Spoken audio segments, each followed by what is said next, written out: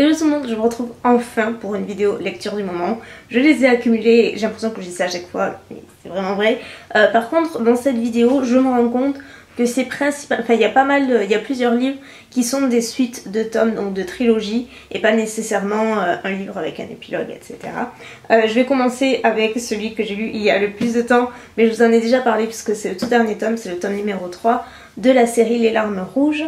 Donc là c'est le tome Quintessence. Ça se présente comme ça, il est énorme, le tome est énorme, c'est écrit en petit, enfin il y a vraiment de quoi s'éclater pendant très longtemps, enfin il fait 600 pages en gros, donc j'étais super contente parce que moi j'aime vraiment beaucoup quand il y a pas mal de choses à lire comme ça m'occupe.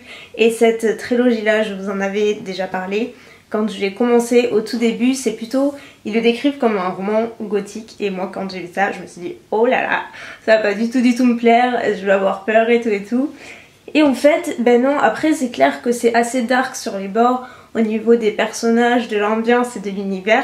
C'est pas le truc le plus joyeux, on n'est pas dans... comment ça s'appelle, Twilight, c'est pas du tout le même truc. Là c'est vachement plus dark, il y a des scènes qui sont assez gore, mais ça m'a jamais choqué au point de me mettre la tête sous l'oreiller quoi, franchement vraiment pas.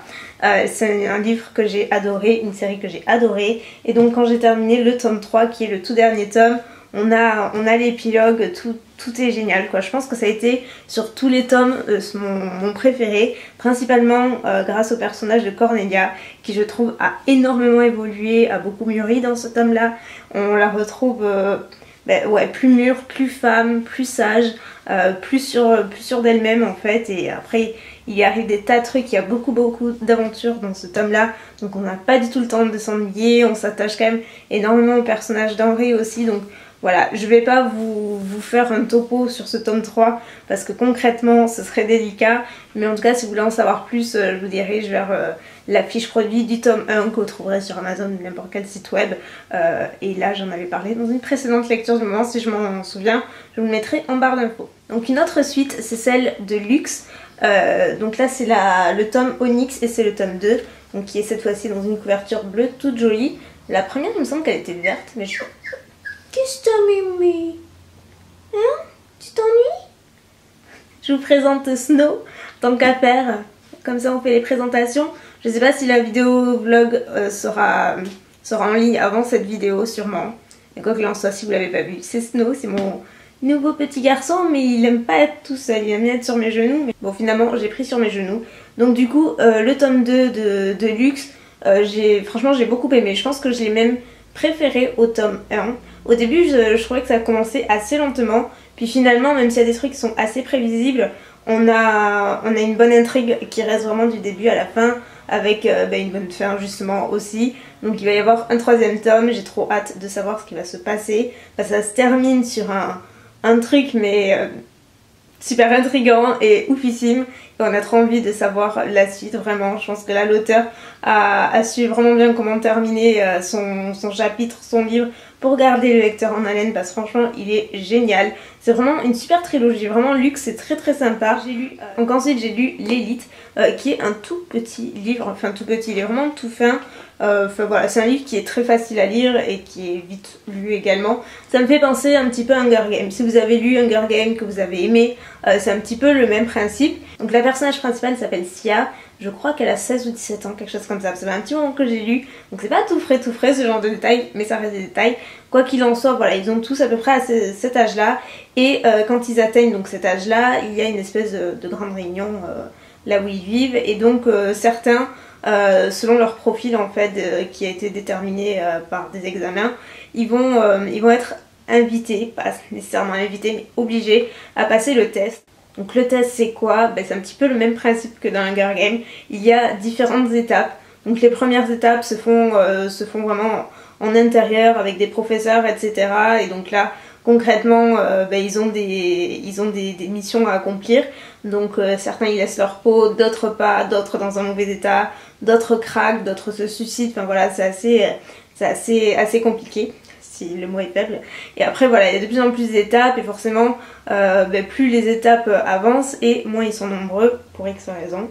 Et donc la dernière étape c'est de faire une espèce de de trek en fait dans c'est une espèce de désert si vous voulez, et donc là il va y avoir plein de pièges, c'est un peu comme dans Hunger Games ou dans le labyrinthe si vous voyez, parce que ça ressemble un petit peu à un labyrinthe, et donc après ils vont voir les autres concurrents, donc ils peuvent s'entretuer, il n'y a pas nécessairement de règles, c'est beaucoup d'aventures, pas mal d'intrigues aussi, mais c'est surtout au niveau des épreuves et des missions qui vont leur être confiées où c'est assez haletant par moment, et forcément on suit d'autres personnages aussi avec Sia et c'est très sympa, et surtout la fin est terrible et on a trop envie de savoir la suite encore une fois. Ça me fait un petit peu penser à Lux au niveau de la fin, c'est assez sympa. Je suis juste déçue que ça n'ait pas duré plus longtemps, que certains personnages comme Sia par exemple n'aient pas été un petit peu plus creusés, mais après je pense que dans la mesure où il va y avoir plusieurs livres, ça va pouvoir un petit peu se creuser au fur et à mesure du temps, mais c'est un livre que j'ai globalement bien apprécié et j'achèterai le tome 2 quand il sortira. Donc ce livre là, je l'ai terminé il n'y a pas très longtemps, ça s'appelle Paris risqué. C'est comme ceci, pareil, il est assez épais, il y a de quoi lire, il m'a tenu un bon petit moment, et c'est un livre que j'ai adoré, et je sais pas pourquoi, j'étais persuadée qu'il y aurait un deuxième tome, et en fait non, il y a un épilogue et tout, donc c'est vachement sympa. C'est vrai que moi j'aime bien quand c'est sympa d'avoir plusieurs tomes et tout, mais il faut toujours attendre entre, et ça c'est super frustrant, je sais pas vous, mais moi ça me frustre un maximum. Donc au niveau du genre, c'est du new adulte, et donc on suit, comme la plupart du temps, deux personnages principaux, à savoir donc Jailin qui est une jeune femme qui est à la fac il me semble, à New York, donc ils vivent tous deux à New York. Elle va faire la connaissance de Nox qui est un bad boy super tatoué, canon à tomber par terre avec des yeux incroyables, qui l'attire comme un aimant, mais qui est... tout ce qu'il représente, c'est absolument tout ce qu'elle fuit. C'est pas du tout son style d'homme, enfin c'est pas du tout son style à elle. Et surtout, elle veut se concentrer sur ses études.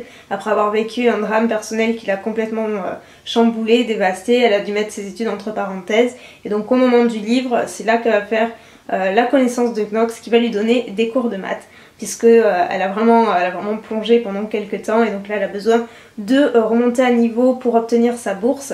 Et donc tous les deux, ça va être une relation un peu chien et chat, parce que Knox il va avoir un comportement très froid, très distant, il va pas parler à Jailin ou très mal, enfin il va garder vraiment ses distances. Donc finalement elle prend sur elle, elle se dit que de toute façon ce sera juste l'histoire de quelques semaines, et forcément de fil en aiguille il va se passer des tas de choses. J'ai juste adoré ce livre du début à la fin, mais vraiment du tout premier chapitre au tout dernier. J'adorais le fait que les personnages au niveau du caractère, de leur passé, soient vraiment bien creusés. On en apprend énormément au fur et à mesure des chapitres sur eux. Celui-ci, je vous le conseille particulièrement, moi je l'ai absolument adoré. Si vous aimez ce genre de roman, vraiment je vous le recommande, mais à 1000%, il est génial. Et enfin le tout dernier qui est aussi une suite, c'est, je vous l'avais dit, c'est Fight for Love, et donc là c'est le tome 2 il me semble. Je crois, c'est pas écrit mais je suis pratiquement sûre que c'est le tome 2 qui s'appelle Mine, et donc je vous en avais déjà parlé. Pareil, si je retrouve la vidéo où je parlais du tome 1, je vous le mettrai en barre d'infos.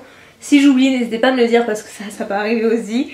Et du coup, Fight for Love, c'est une histoire, pareil, c'est un petit peu du new adulte.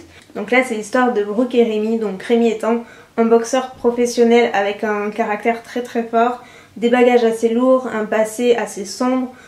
C'est vraiment une personnalité, Rémi, qui est très peu entouré, mais entouré quand même de très bonnes personnes. Cependant, enfin voilà, il a ses démons, malheureusement. Il est pas facile à contenir, pas facile à gérer. Et donc dans le premier tome, il fait la connaissance de Brooke, qui va s'occuper de lui en tant que... Je crois qu'elle est kiné ou masseuse ou un truc comme ça. Kiné il me semble, donc dans le cadre du travail ils vont faire connaissance, ils vont forcément de fil en aiguille, ça va devenir une relation absolument passionnelle entre eux, sauf que comme je vous l'ai dit, Brooke va vraiment devoir faire avec le tempérament explosif de Rémi. Ils vont traverser énormément de choses dans ce deuxième tome. Après j'ai pas été hyper captivée, pas autant que dans le premier, j'ai trouvé qu'il manquait quelques détails, j'ai été déçue que ça aille trop vite à certains moments, qu'il y ait des scènes trop répétitives aussi à certains moments. C'est pas le tome que j'ai préféré, après j'ai bien aimé, enfin j'ai beaucoup aimé la fin, voilà, j'ai beaucoup aimé la fin tout simplement, je vais pas entrer dans les détails bien sûr, mais c'est un bon livre, c'est une bonne série. Donc sur ce, je vais y aller parce que je vais amener ma petite boule de poil au vétérinaire, il va bien, c'est juste une petite consultation de routine. Et puis voilà, n'hésitez pas à me dire quelles sont vos lectures à vous du moment, si vous avez aimé ces livres-là, ce que vous en avez pensé, si vous avez des suggestions Comme d'habitude, on ne change pas une équipe qui gagne, n'est-ce pas? Sur ce, je vous fais plein de bisous et je vous dis à bientôt. Bye.